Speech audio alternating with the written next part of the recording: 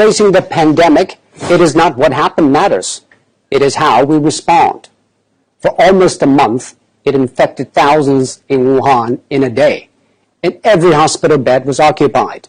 Now, empty beds and closed wards in the city. How did China make it? It is nothing new, but it's worthy to know. According to an initial WHO report, an infected person appears to spread it to an average of 2.6 people. And after 10 generations of transmission, with each taking 5 or 6 days, that one initial case has spawned 3,500 in matters of days. And that is what the world is seeing.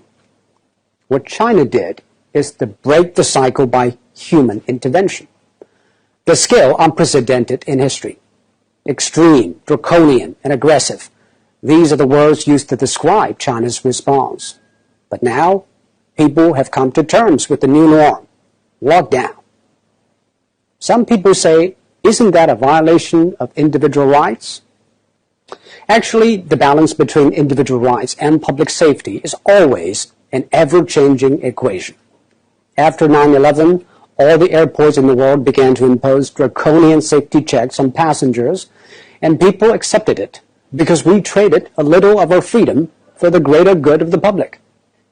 China imposed the largest and most draconian quarantine in history. Factories shut, public transport stopped, and people stayed indoors. By doing that, it flattened the curve.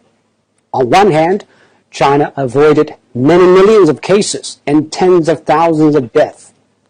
On the other, it stretched out the time and made the hospitals restaffed and less strained. This is exactly what Europe and America should know. But public policy needs both ends to agree, the decision makers and the decision takers. Quarantine is indeed extreme and extremely restrictive.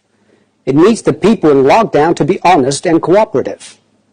I think what the people of Wuhan did was exceptional. They had the